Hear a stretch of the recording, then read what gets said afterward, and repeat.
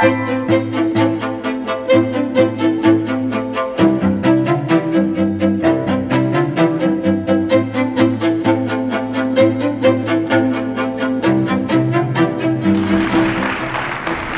name is Nick Ross, but I'm pretty much irrelevant to this. I've played only a very peripheral role. As I think everybody here knows, the Mayor has commissioned this report. Lord Darcy has been chairing the inquiry. It's been pretty wide-ranging. It's involved a huge number of Londoners over the last year and hundreds of experts from all around the world. There's something like 64 recommendations. Some of them are pretty fundamental. It's not just about smoking in Trafalgar Square. To tell us what it is about, Lord Darcy. Great. Thank you.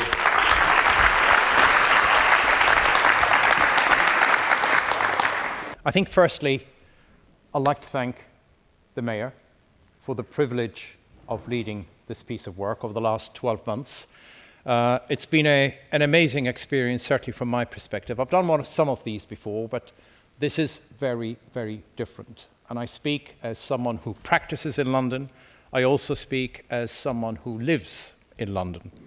And on that note, I'll also like to thank all the chairs of the expert groups.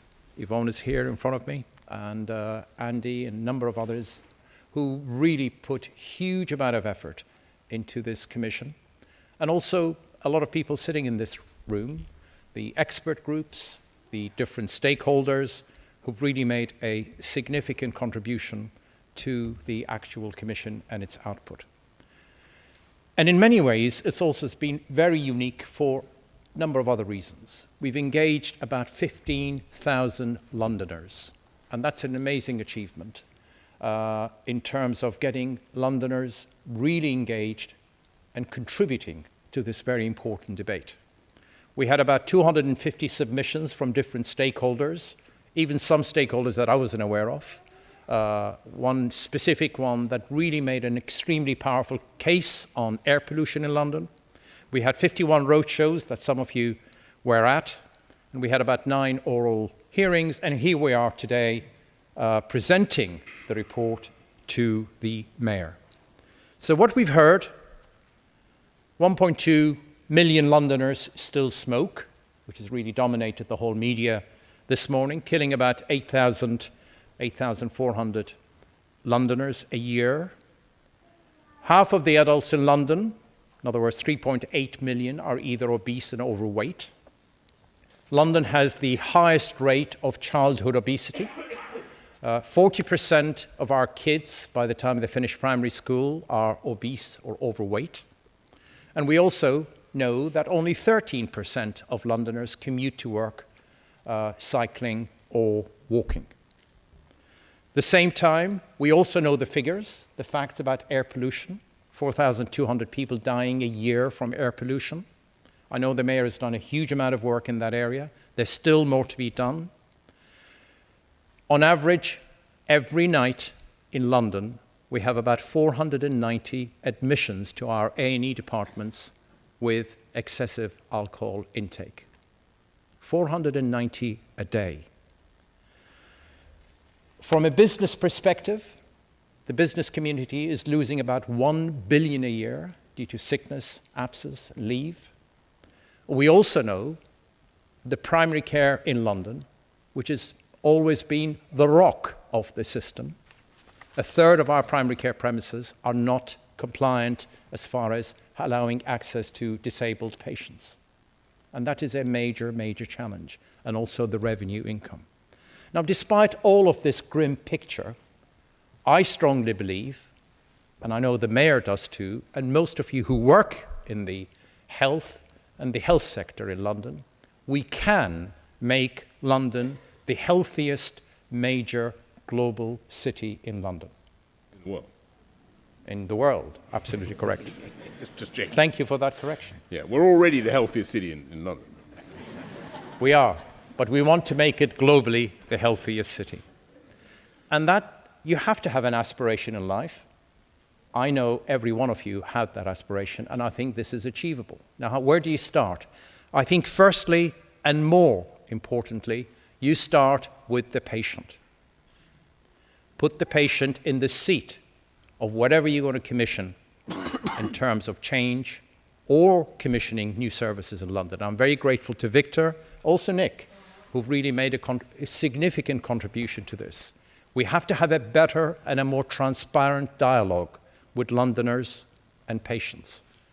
And this is what's new about this commission. I felt for the first time, and I've done a few of these before, we did have the right dialogue with Londoners. Smoking dominated the whole media this morning, and I've just heard the Mayor's view, which I fully and totally respect in terms of smoking. Let's look at the facts. There are significant variations in smoking rates in different parts and different boroughs in London, and you can see inner London, the actual mortality or death rates of smoking is about twice that of outside London. So there is the good and there is the bad. We can do something about that. We also know that the equivalent of 2 classrooms of kids a day take up smoking. That's a fact. Despite all the interventions, that's what's happening. And we know that nicotine is even more addictive than narcotics.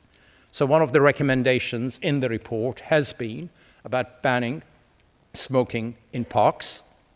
And I know there will be reluctance about this, and I've heard that already.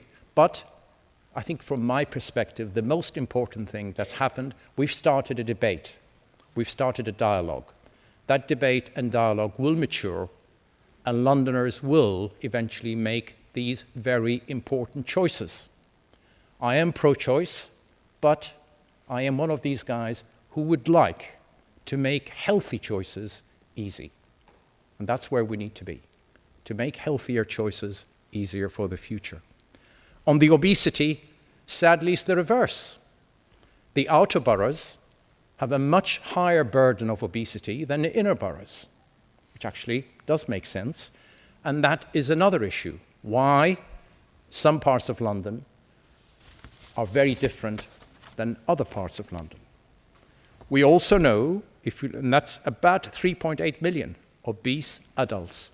And in my institution, where 15 years ago, 20 years ago, there was no such thing as surgery for obesity. We do now 15 or 20 gastric resections a week. That wasn't in any plan 20 years ago. It's a big public health issue. On the kids, we know the facts as well. In Tower Hamlets, for example, a school is surrounded by 43 junk food outlets. And one of the recommendations, which I will come back to, is how do we tackle that problem? So from the obesity challenge, we're making, or certainly recommending to the Mayor, that mandatory traffic light labelling should be part of any food purchased. We need to empower the consumer in terms of what is the caloric intake of food. We also need a planning guidance with the help of the local authorities. And again, the first time ever that I've had so much engagement with local government, and they've been absolutely brilliant in giving us a steer, really sharing the challenges and how could we, from a health and local government perspective, co-produce the solutions for these major challenges. And one of which is to put an exclusion zone around schools of 400 meters, which the evidence base suggests. Kids, you probably know this more than I do. Walking more than 400 meters probably will put you off going to that outlet, whatever it happens to be. But obviously, the good food outlets will be nearer to you. Finishing off, how do we get schools? We're doing a huge amount of work and looking at Ofsted and really measuring excellence in education. But I strongly believe nutrition and exercise should be part of that curriculum, and we need to measure that too. And that's the evidence base, again, from Yvonne's group, who've really led this very important work. How do we get Londoners moving? Everyone here knows to reduce the burden of disease, we need to get people moving. We now know that only 13, despite all these bikes you see around and wonderful efforts we've made, what Boris has made in terms of the bikes, 13% of people commute to work by walking or cycling.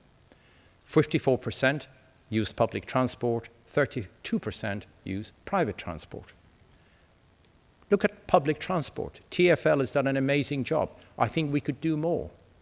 We can use, and one of our recommendations is 20% of the mayoral budget in advertising should be on preventative measures. More exercise. If you're going up the escalator, leaving this wonderful building, try the left side of the escalator. Walk up the escalator.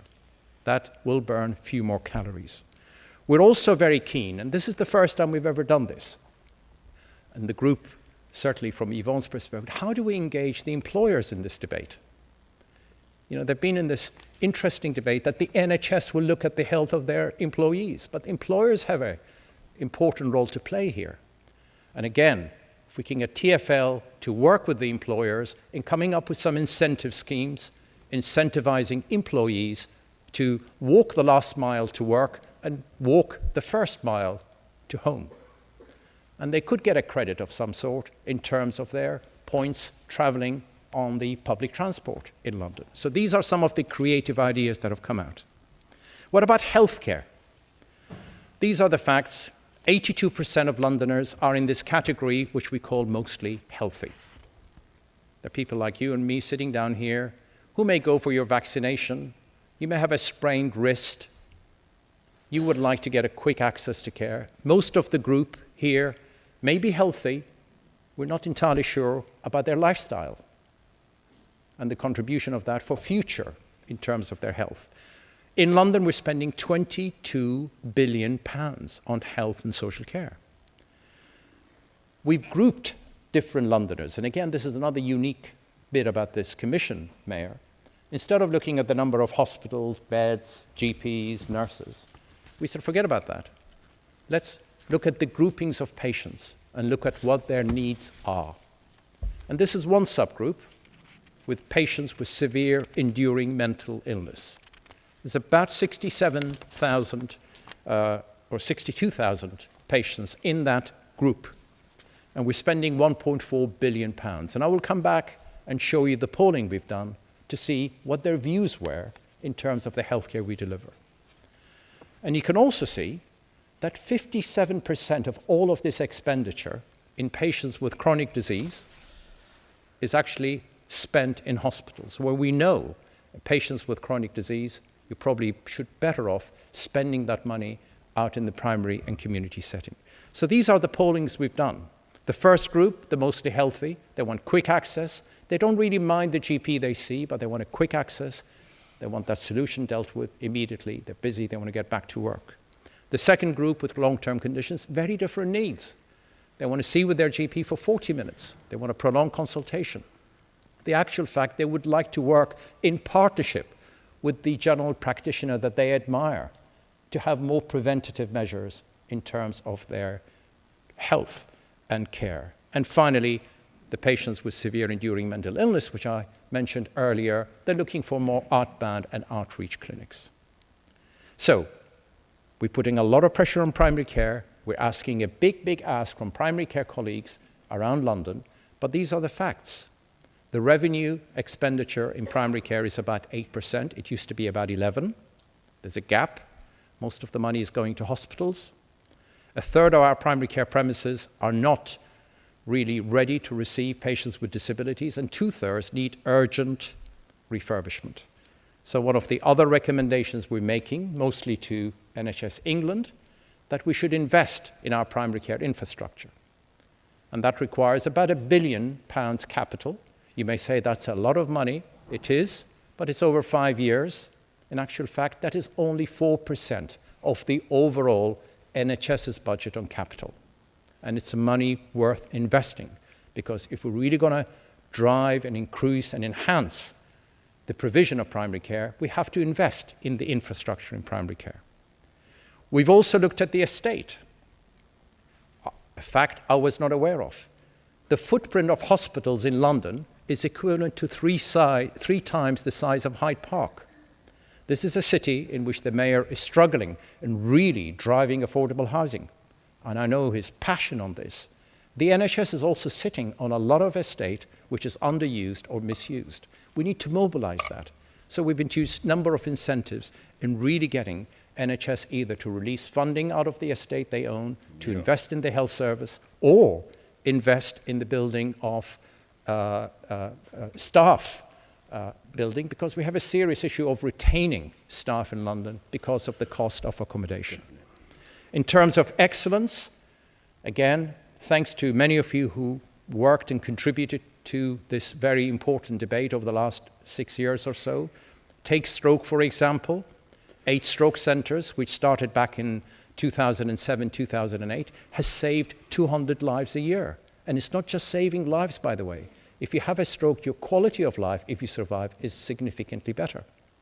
The 4 trauma centres in London have saved 58 lives, but also the disability, if you survive, is significantly better to cope with.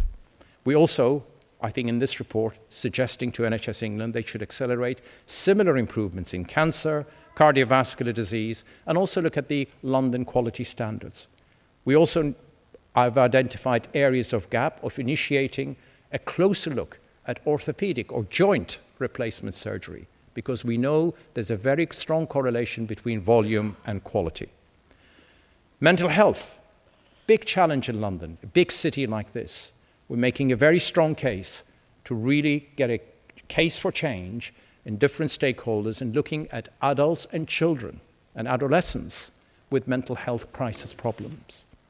We're also suggesting quite strongly that the burden of mental health could be managed with this new era of digital health, really driving cognitive behavioral therapy, using some wonderful technologies out there as the NHS leads in this field. We also need better provision of mental health services at a primary care level. Life sciences industry, and again, very grateful to David Fish and many others who've looked into this. This is a big thing, health and wealth, and I know the Mayor also has done huge amounts in this area. It employs 1 million people.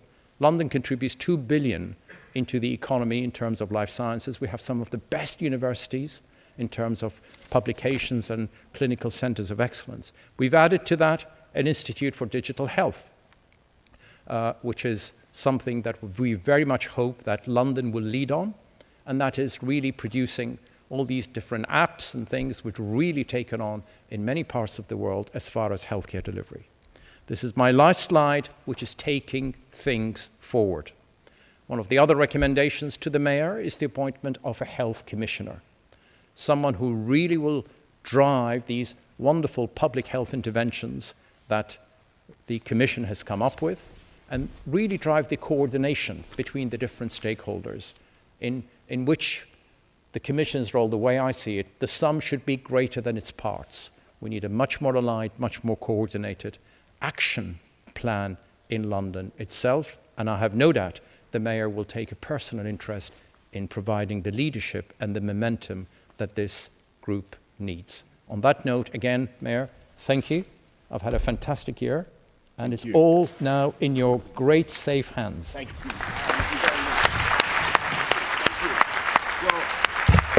Ladies and gentlemen, I'm going to be as brief as I can, but there's obviously a lot to respond to, and what I think is an absolutely superb piece of work by Ara and his team. I really congratulate you. I completely agree with you. I want London to be the healthiest city in not just London, not just in England, not just in Britain, not just in the United. I want it the healthiest city in the world, and that was why I set up your commission, or invited you to chair this commission with, I must say, with the full blessing and encouragement and support of Jeremy Hunt, who obviously I think is doing a wonderful job for our healthcare services. And I wanted to see what we could be doing in London, what I could be doing as Mayor to fulfil my statutory obligation to tackle health inequalities, which is what the Mayor has to do.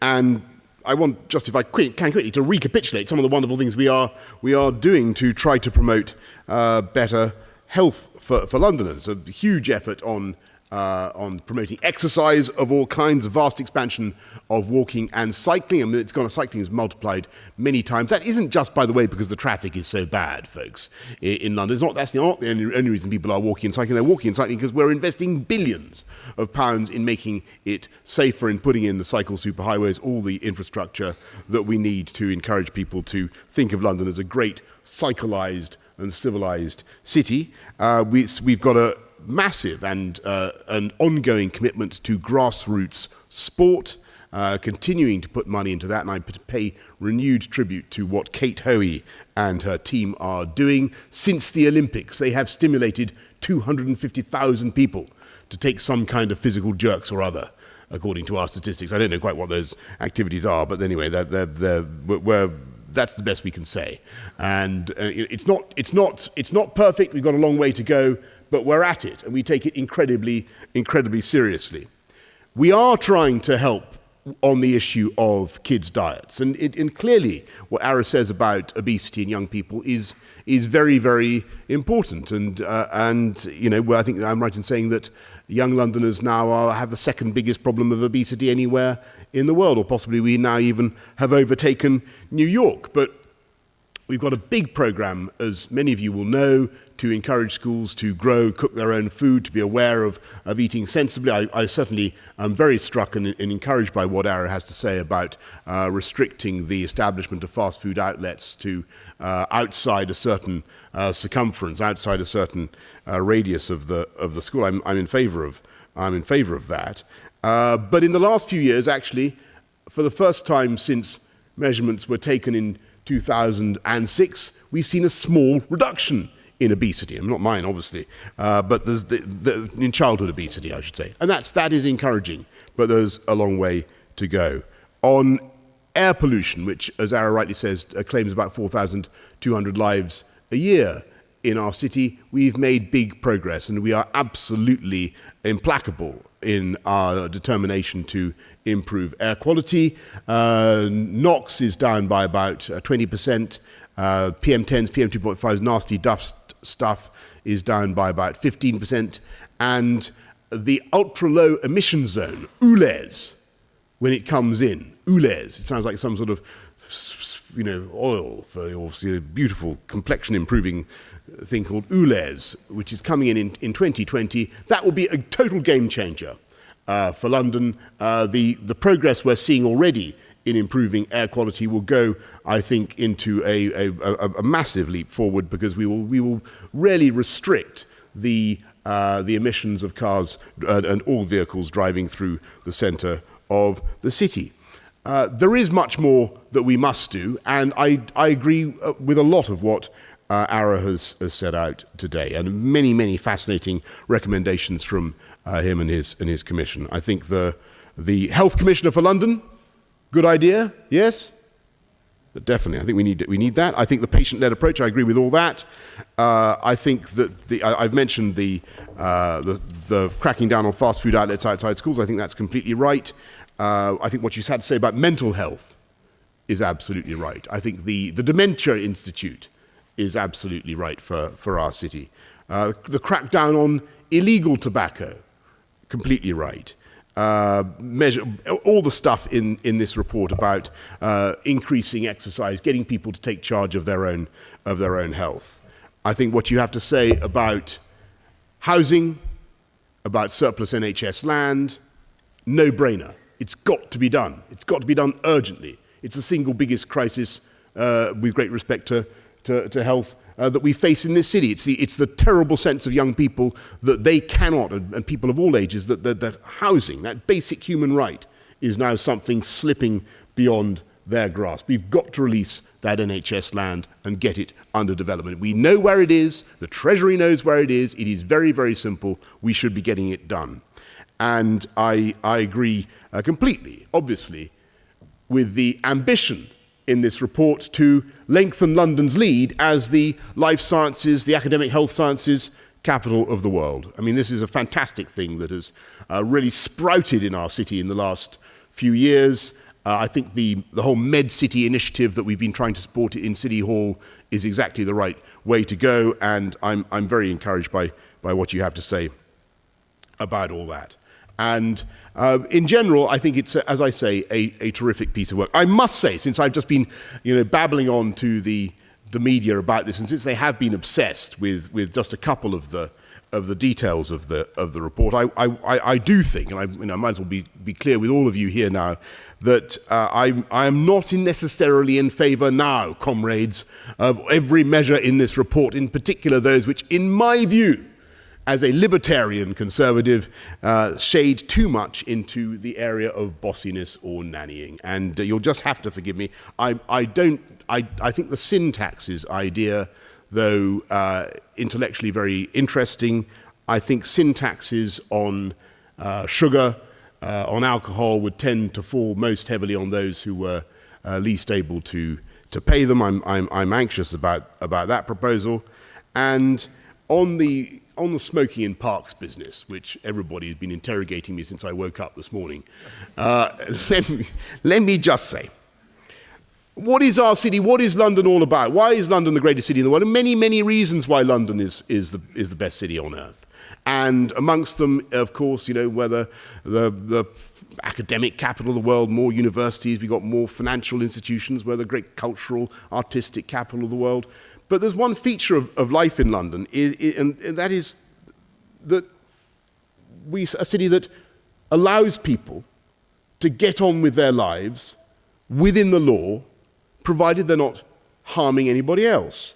And I have to say, I listened to what you said. I totally agree with the stuff about cracking down on illegal tobacco.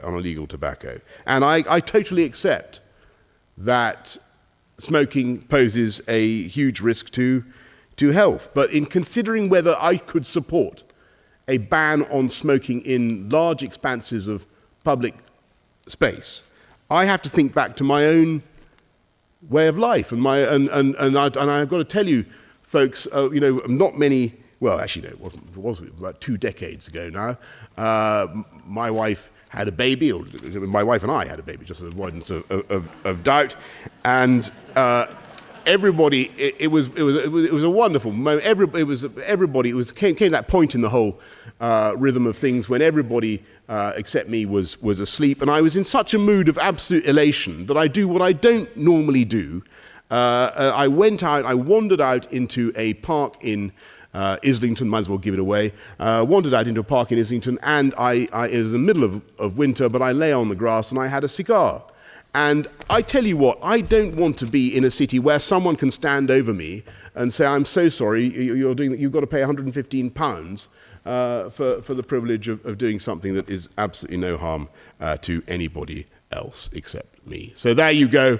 I've levelled with you. That is my position on that proposal. But there is, before you all go away completely long-faced, there is a great deal in this excellent report. And by the way, that's what I said to Ara in our sessions together. So none of that has come as any surprise to him. There is a great deal in this excellent report, in this superb report, as I said at the beginning, that we can take forward together. We've got a lot to be confident about and a lot to be positive about in London healthcare. I think the practitioners of London healthcare overwhelmingly are doing an extraordinary and wonderful job. Important point to make. And the results can be seen in the longevity and health of Londoners. Did you know that in the last 6.5 years, to pick a period entirely at random, the people of London have been living on average 18 months longer than they were under the previous administration. And it's absolutely true. It's absolutely true. Men, for some reason, living slightly longer than women. I don't know, even longer than women. I don't know quite why that discrepancy should be. But at any rate, we are all living longer. And even more encouraging, and Aaron knows this as well, even more encouraging, the gap in life expectancy between rich and poor, which had been growing, is now starting to narrow. And that is a fantastic thing for our city. That's the London that we want to create, and I think there are plenty of measures in this report that will help us to do it. So renewed thanks to you, Ara, and to everybody, and many of whom are here today, for your participation in this commission. Thank you for coming today. Thank you. Thank you.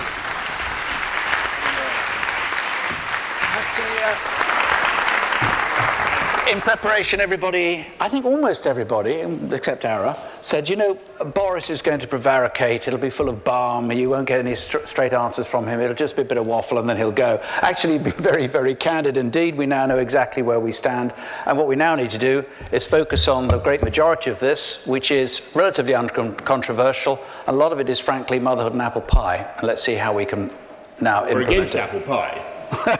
Too much of it. And motherhood is causing great strains on our housing infrastructure. and causing some people to take up smoking as well, it seems. We're going to now quickly just take a look back over the year that led up to this report.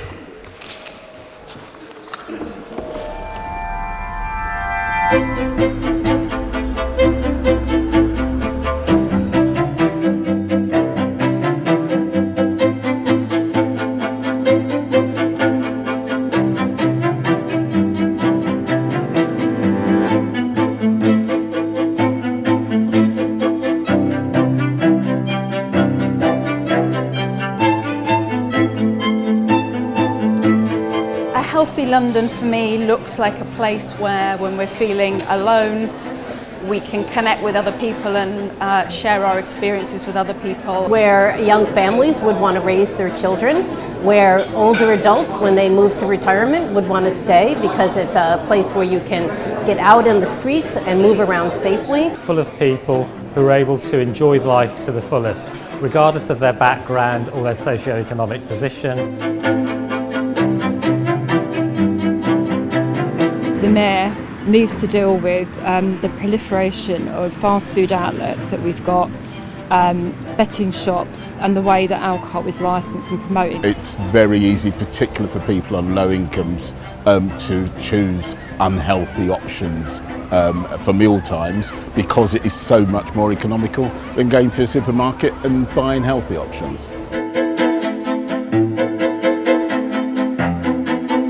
One thing that could make young people healthier is to know what they're eating, to make them aware about cooking and things that they're putting into their food. Sometimes people don't really understand that they need to eat healthy until something life-threatening happens to them or someone around them. I think the one thing that would make young people healthier is that if we were actually teaching them something that they're actually understood and that's related to their lives in our curriculum when we're teaching it to them. People should laugh more, smile more, it's healthier for your body. And to walk a lot more, do more exercise and eat healthy. I think if maybe between tube stations you were actually told the distance it would take to walk. Do something about cleaning up the air in London and do it fairly quickly. Air pollution, well, it should be improved so we could travel to central London and without worrying about that. Well, I think there's still too much smoking, so that's something that needs to be addressed. I think just ban all smoking on the streets, really.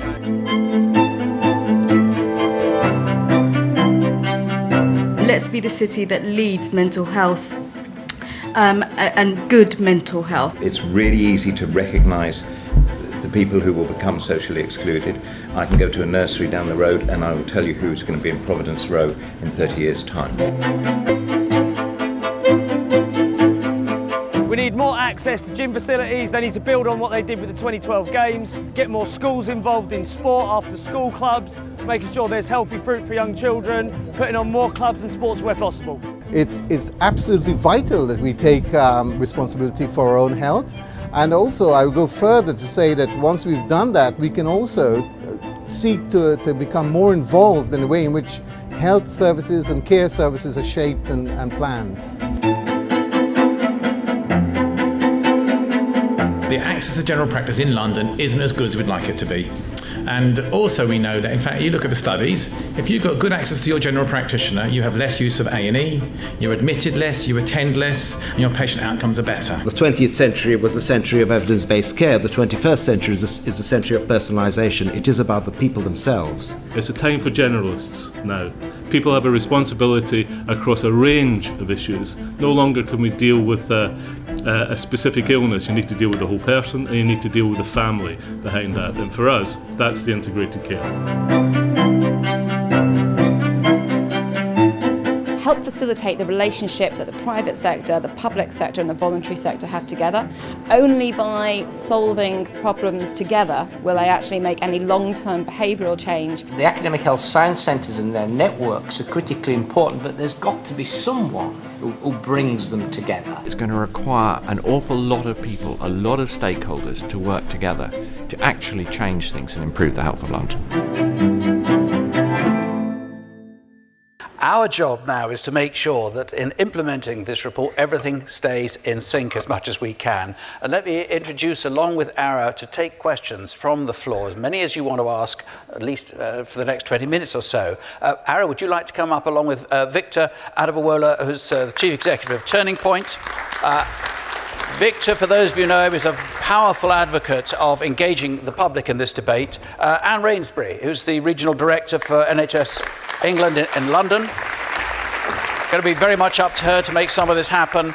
And Yvonne Doyle, who's a Professor of Public Health and Director of Public Health for London. Let me just kick off with any of you who wants to pick this up about obesity. We can have traffic light systems, we can try and stop too many fast food outlets, but the fact is, or the facts are, that with more than 3.8 million Londoners overweight, all the things that Lord Darzi was talking about earlier, the truth is we don't really have any answers to this, do we? How are we going to turn this tide round? Because it is very frightening and worrying. Yvonne. Well, I mean, that's one of the reasons that there are over 60 recommendations, is that this isn't just a single magic bullet, and people in this audience will know that. It is about a package of measures that help. I mean, ultimately it starts with children. That's why we put such an emphasis on children in this report, that we help parents to get children to get the right habits very early in life, and actually that starts really from the time they're breastfed. And a lot of the public health services have been saying this for years, but if we see this as a kind of, a pathway that children follow to fatness, that pathway ends really quickly. It ends at 12 years of age, because that's when 40% of them are either overweight or fat. And as you know, and I know, I've tried to lose weight all my life, once you're in that zone, it's really hard to get it off. So this is the ultimate where prevention is better than cure, Nick, and we have to get at those early years and start with parents and then the environment that surrounds kids. And one thing that people will know when they read this report is it's very partial. There are parts of London which look much fatter on the map than others. And we really have to, and this is a huge engagement issue that Victor has been telling us, we really have to understand the ways of engaging with the communities and with the groups of people where this is much more common. And it is. And we need to say it like it is, and then help and not blame people for it. We've got microphones around the place. If you'd like to put your hand up very clearly, we'll get a microphone to you. And for the people who are holding the microphones, please don't wait for me. As soon as you've found somebody, put your hand up and we'll get a question. It might not be a question, it could be a comment. It might be that you're despairing about this report, or you're despairing about what the mayor said, or anything else. But we need to hear from you. Victor, just while we're doing that, getting people who want to contribute from the floor, how are you going to get Londoners to contribute? I said earlier on how keen you are on making this truly a democratic process. It's an iterative process. It's not top-down. It isn't whatever the Sun said this morning, nanny state. That's as you see it at any rate. How do you engage all of us over the long term? Well, oddly enough, we've started. I mean, this is the start of a conversation with Londoners. I mean, London needs Londoners to deliver this. We can't do it. The mayor can't do it on his own. Ara, who's a brilliant chap, he certainly can't do it on his own, and neither can any member of the Commission. We need Londoners to come together, and as Ara pointed out, and is in the report, what the first recommendation, and it's one of the things that I'm really pleased about in this report, is the need for health policy, health design, health and social care to come together and design with and engage with those people. If you want to do something about obese people and obesity, talk to people in the areas that they live. They will design the services that they will use. Frankly, it's not rocket science. One of the things that shocked me is that we're not doing it and not doing enough of it already. I think what puts a lot of people off a democracy with this, well, actually, let's do a little test. Hands up in this room, because a lot of you know a lot about health. How many of you are keen on closing A&E units? Am I the only one? I mean, isn't this 2, 3, 4 people who've looked at the data can see that the last place you should want to go ever is a hospital if you want to stay healthy. And yet we seem to have this impulse. As soon as we go to the public, most of us reach down for that core thing: you mustn't close our local hospital, you must do what we've done in the past. We operate on the blues and twos principle. We're more concerned about the immediate. We're panicking in our headlines about Ebola rather than the chronic, the long-term issues which are going to affect us much more. Doesn't that make involving us, the public, really difficult, Anne? Doesn't it mean you're going to be trapped into this twos and blues? Well, I think we haven't been that good at engaging, is the song, engaging people. We tended to engage when we've had an issue like closing an A&E department, and I think what this process has done has shown that actually Londoners do want to talk to us about health, and as Victor says, they've got a huge number of ideas that are reflected in all the recommendations in this report. I'm quite convinced there are people there itching to ask questions, and everybody's being too very British to put their hand up first. Yes, at long last. Good, thank you. 1, 2, and others now. Yes, please. If you want to say who you are and what's motivating your question, do. If you don't, that's fine. My name is Dr. Tim Woodman. I represent the independent health sector, but I'm actually a GP by background. There are several recommendations in the report about developing general practice in London, but there's nothing that addresses the core issue, which is the fact there's a shortage of GPs nationally anyway. What do we intend to do to actually attract this diminishing pool of GPs into London, or to actually increase the size of the pool in the first place? Anne. So there are some recommendations for HEE in the report, so I'm not sure whether you've had a chance to look at them all.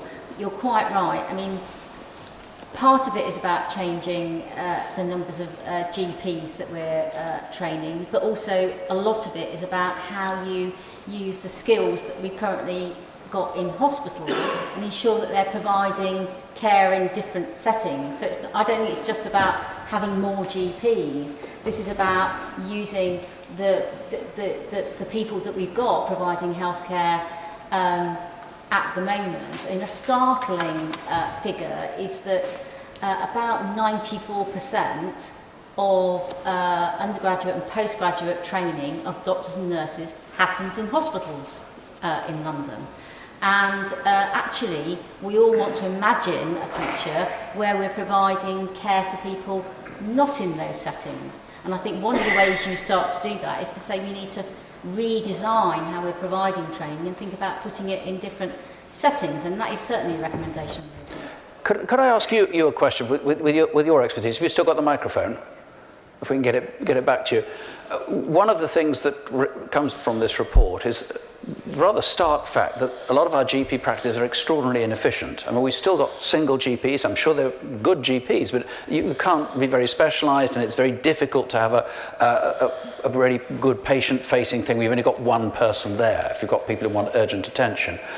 So there's £1 billion over 5 years to try and improve the infrastructure, which presumably you approve of.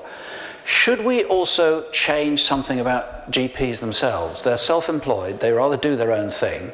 Some, like mine, they have walk-in clinics. I can walk in any time, see the GP whenever I want. Others you have to book in a week or two.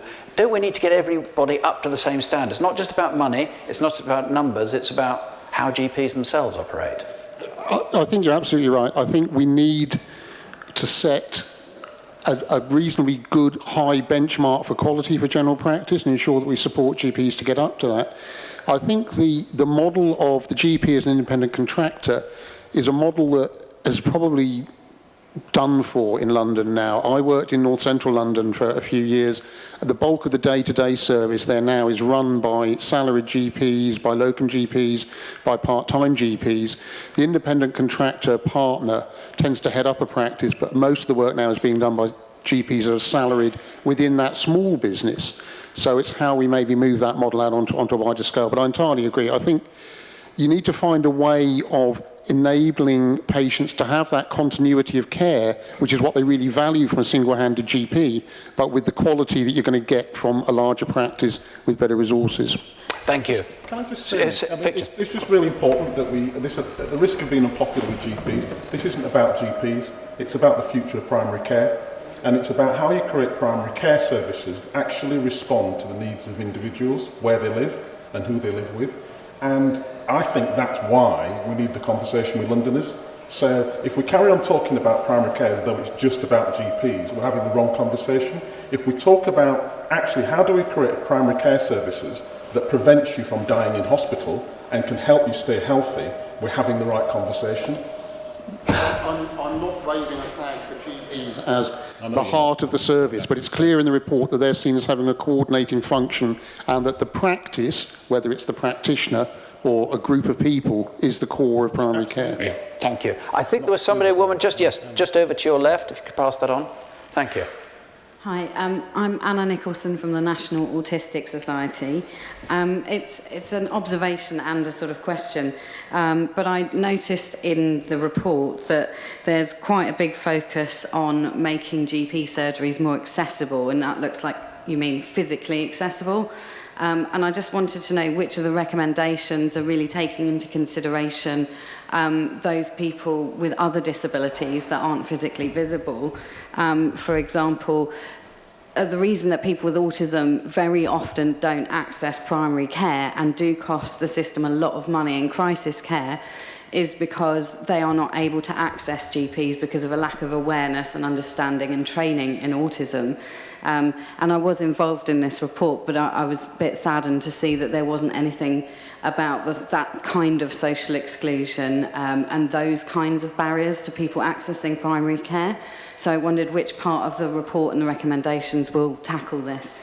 Although Victor points out this isn't just about GPs, it is in part about access to proper health care. And of course, GPs have to know so much, and they have to know so much more this year than they did last year. Huge swathes of issues they don't necessarily know about. How do we square this circle? Can we ever do this, Anne? In terms of access, do you mean? Yeah, well, yeah, in terms of GPs, if you take autism as a particular issue, and it's a good token of a bigger issue, isn't it? Yeah, so a couple of things. I think one of the things that the report does very, very well is challenge the NHS to say you need to design care around the individual needs of groups of patients, which is the point you're making. And that at the moment, the way we deliver care, the way we design care, the way we commission care is designed on bricks and mortar often, an individual GP practice or an individual hospital, and as you're describing, people get lost between those things, and we also make it worse by saying we commission physical care and we commission mental health care. And what this report says, no, what you should be doing is looking at the different groups of patients and saying you should design care and commission care and deliver care around those groups.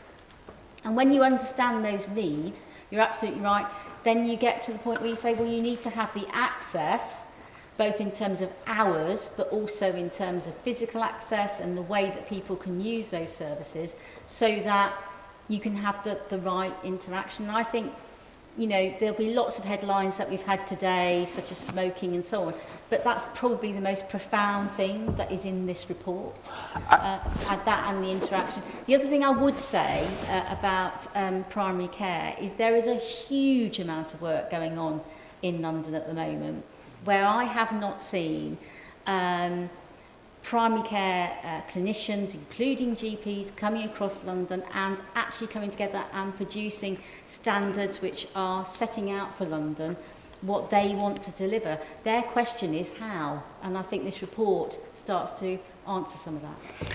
But plainly, you have a battle, and it's a long-term battle on this, and as soon as there is a London Health Commissioner, and the Mayor has said he's very much in favour of that, that's where you take up the cudgels, I would have thought, very early on. Yes, if we can get the microphone to it. Has somebody got a microphone already? If so, please speak up. Somebody got one? And then just pass the mic among yourselves, please. No one at this side? No? Okay, please. There's a woman. Okay, I'm from the London Joint Working Group on Substance Use and Hepatitis C, and I'm thinking about the area of health protection and infectious diseases, and I didn't really see anything in the report which I felt was showing what was going to happen in the future for specifically, obviously I have an interest in hepatitis C, but there's opportunities for multi-morbidity testing for people who have HIV, for TB. I thought we might have seen that under the homeless umbrella. So I'm just wondering what the focus is for health protection and infectious diseases for the future. Yvonne? Yep, thanks very much. So one of the things this commission does is it does things that we are not doing every day. And we have got, and you'll hear a lot about it with Ebola, but we have got a very solid and very well-positioned health protection service in London. Works very hard, works on TB, works on hepatitis C. It's also connected nationally to the Public Health England National Health Protection Service. And hepatitis C is very much in sight there. So we are doing that as business as usual day to day, and one of my team, in fact, is well connected with Charles and with the Hepatitis C Trust. However, we know that in this group, this report, there are people who suffer significant inequalities in health, and one of those is around susceptibility to infections because other parts of their health is so poor. And people who are rough sleepers and homeless was one of my specific recommendations. I really want to keep that in sight. They're not the only group, obviously, who suffer from this, but they are a very good exemplar of extreme inequality in London. And if we are going to be the best city in the world, we can't leave them behind. So we want a coordinated service for people who are rough sleepers and homeless in London. We have good people here and beyond with Anne's team who are committed to working on that with us. So it's really good to raise that. But I want to assure folk that there is a very good health protection service in London now, today. Started on substance abuse, and I know the media have been banging on and on about tobacco, and tobacco is only one tiny part of this. But are you disappointed? I mean, I suspect you suspected that Boris would say what he did say. Are you disappointed? No, I mean, I've known Boris throughout the journey. He explained it very eloquently. This is an ideological decision, but, from my perspective, I had to stick to the evidence. I mean, ultimately, I'm a clinician, and I'm a scientist, and this had the support of Dame Sally Davis. It had the support of Mayor Bloomberg, who's another previously an ideological position, but he made all of this happen in New York. And so the evidence is still there. I think the question about, if I turn around and ask you today, we should allow drinking in parks. We banned drinking in parks many years ago. The reason we did it, because it wasn't harming anyone. It was harming the individual, but we did it because of role modeling. We don't want people drinking beer in front of kids and others who are playing. So Boris banned drinking on the trains, of course, correct, didn't he? Absolutely. So I think the time will happen. I think what I'm not disappointed in actual fact, on the other hand, I think I'm delighted that I kept that going with the support of many, because I think we've had the most wonderful debate and dialogue about this subject matter. And you need to have that dialogue and debate to get us to where we would be. If you remember 2006-07, the dialogue about banning smoking in bars took about 10 years. I think this will be significantly quicker, and I'm sure it will be revisited, and certainly will happen in my. Sorry, we're having difficulty. Sorry. It will happen in my lifetime. So I'm not disappointed. I think we did the right thing. I think we stuck to the evidence, and I think we put it out in the public domain, and I think we're going to see it coming back into the debate again. Interesting. Sorry, go on. You can applaud if you want. For those of you who saw the media this morning, the newspapers, there was a lot of applause about this report, rather to my surprise, actually. It's been very, very positively welcomed. The only negative note I saw was from The Sun, which complained about its fears of a nanny state. I suspect Sun readers disproportionately die prematurely, and I wonder what The Sun's going to do about that. But on the whole, it had a pretty good welcome. Yes, please, you've been very patient over there. You've had a microphone all the time. Yeah, please. My name is Jacqueline Seeley. I'm with the London Clinical Senate Forum, and as one of the representatives on the London Health Commission working with Dr. Andy Mitchell and Integrated Care. I'm also on the clinical challenge panel, just to address the statement that Anne was saying just now about primary care and GP standards. We're just producing the, how do I put it, the framework for primary care commissioning, and looking at that in relation to, at the moment I'm looking at that with them, in terms of equality and diversity across the board. One of the things that I think that we have to do, and I don't think that we actually recognize it clearly, there is a damage limitation exercise to be undertaken in terms of patient confidence. There are two factions, if you like, one of which is saying that a lot of the information with regard to integrated care, coordinated care, self-care, we'll call it what you like, is to do with the fact that the NHS is broke, on the one hand, and therefore we have to find other ways of actually making it work. By making it work, we are actually looking at making sure that the patients provide, in a sense, for themselves, the ways in which they can fulfill their own needs and make themselves healthier. But patient confidence is something that I would like somebody perhaps on the panel to address, because I think it is extremely important. GPs may not be the only part of primary care, but they are an instrumental part of primary care for your average patient. Thank you. Thank you very much. I've just been given a wind-up signal, so what I'm going to do is take two quick more comments from the floor, get the panel to answer, and then we're going to have to move on. Okay, I'll go there first, and then somebody down here. Yes, please. Hello there. My name's George Footing. I'm the chairman of the Board of Ambassadors at WizKids. May I say two things? I often see it as a point that is often overlooked, the importance to people like me who have physical disabilities of the right wheelchair to be able to exercise, and of course your emphasis on getting fit and exercising is absolutely correct. So, but for me to be able to exercise as a physically disabled person and mentally disabled, I guess that I have to have the right wheelchair, and that's a point that I think that needs emphasising. And then secondly, is this report going to start the discussion on how we encourage disabled people like myself to exercise? Because, of course, I think that is often what's overlooked, that disabled people like myself actually do need exercise, and probably need exercise more than others. So is that discussion going to take place as a result of this report? Thank you. And down, do you have a microphone down here? There's somebody at the front who's been trying for a very long time. Yes, just by the... look, I'm being told I have to wind this up, I'm afraid. I can now see lots of hands, but I can't get around to everybody. Yes, please. Thanks very much. My name's Mike Morris. I'm the chairman of Alexandra Rose Charities. And I'd just like to say how pleased I am to see recommendation 13 about improving support for parents of vulnerable children under 3. My charity has just completed a really interesting project in Hackney and Greenwich, where we give small sums of money to the parents of young children to buy fresh fruit and vegetables and teach them how to cook them.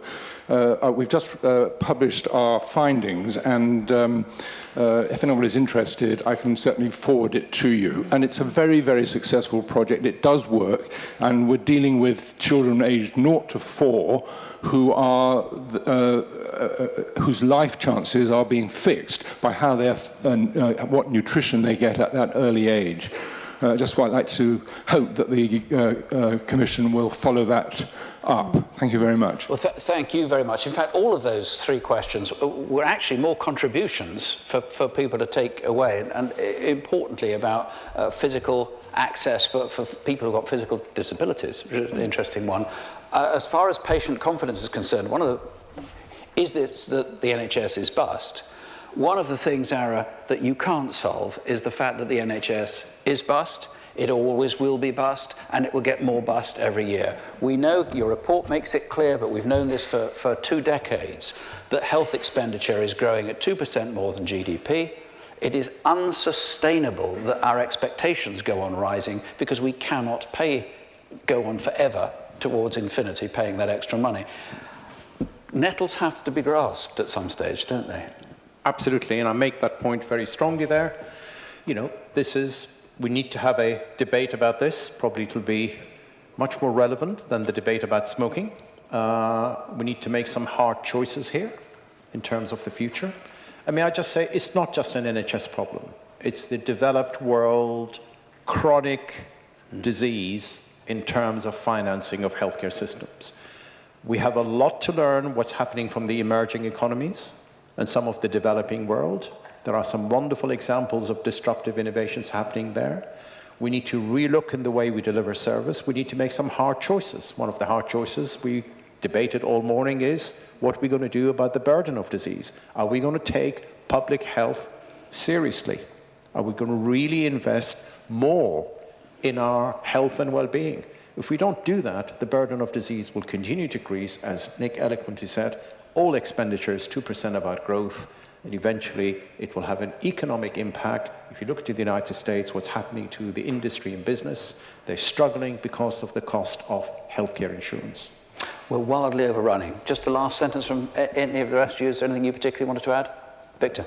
Just to say that what Ara's pointed out and what you've pointed out, Nick, is that if we carry on doing what we've always done, getting what we've always got is unacceptable.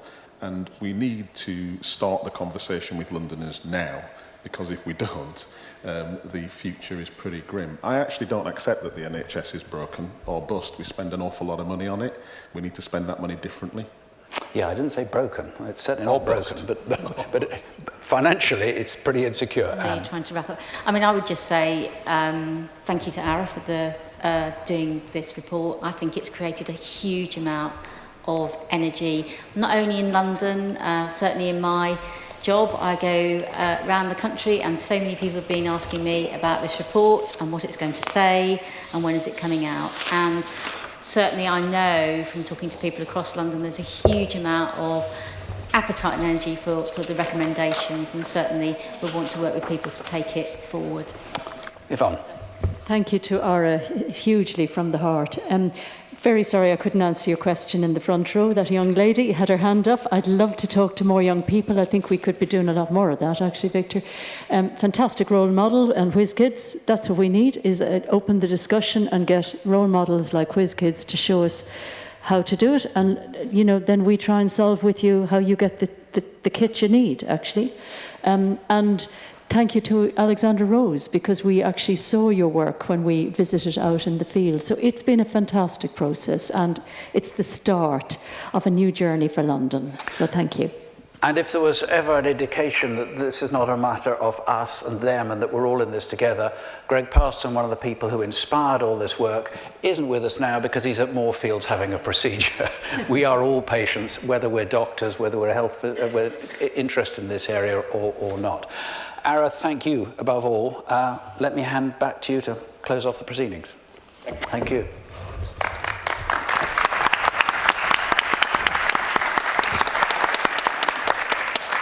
Thank you, Nick. And, you know, I think we've had it all, and I just really want to finish off, you know, deep in my heart, thank you all for the amazing contributions you've made. And as Victor said, this is the beginning of the journey. And the one person who will be going back and just getting on what I do in my everyday life, and that's going to be me. You are the leaders in this business. You're the people who demand of the service. Please keep the momentum going. And as I said, there's a lot to happen in London. Forget about all the political challenges. Forget about what's going to happen in the next 6 months. You know, all the silly seasons of elections. I think every one of you has the role and the duty in getting on and looking at this report and translating it ultimately to what brings us all together, and that is patience. So thanks again for being here, and have a wonderful day. And thanks to the kids actually for being here and listening so smartly. You have a lot to learn from today, and you're going to be the leaders of the future. So thank you again. Thank you.